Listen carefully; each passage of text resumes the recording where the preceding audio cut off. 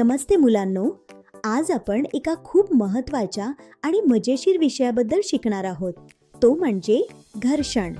अरे वा, आज आपल्या वर्गात काही खास पाहुणे सुद्धा आले आहेत. उंदीर मामा आणि बगळा दादा तयार आहात ना?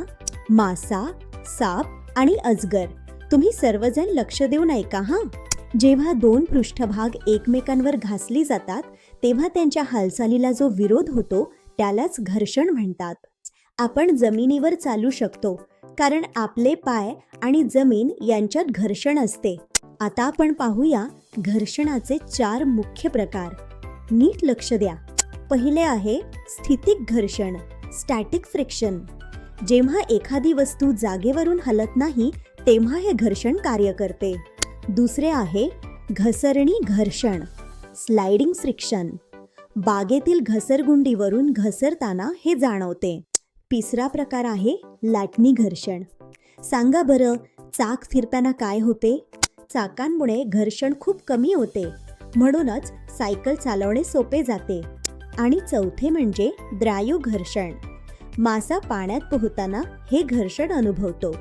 अगदी तसेच हवेत उडणाऱ्या पक्ष्यांनाही हवेच्या घर्षणाचा सामना करावा लागतो. घर्षणामुळेच आपण फळ्यावर लिहू शकतो किंवा कागदावर पेन्सिल चालवू शकतो. पण घर्षणाचे काही तोटेही आहेत, जसे की यंत्रांचे भाग घासले जातात आणि कपडे चपला फाटतात. एक गंमत करून पहा. तुमचे तळवे एकमेकांवर जोरात घासा. काय जाणवले? उष्णता. उंदीर दादा आणि बगळा दादा, तुम्हालाही गरम वाटतंय का? हे घर्षणामुळेच होतंय. अजगर राव, तुम्हाला जमिनीवरून सरपटताना घर्षण खूप मदत करते, बरोबर ना? कधी कधी आपल्याला घर्षण कमी करावे लागते. त्यासाठी आपण तेल किंवा ग्रीस वापरतो.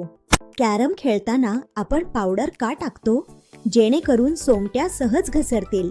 तर मुलांनो, आज आपण शिकलो की घर्षण आपल्या आयुष्यात किती महत्त्वाचे आहे.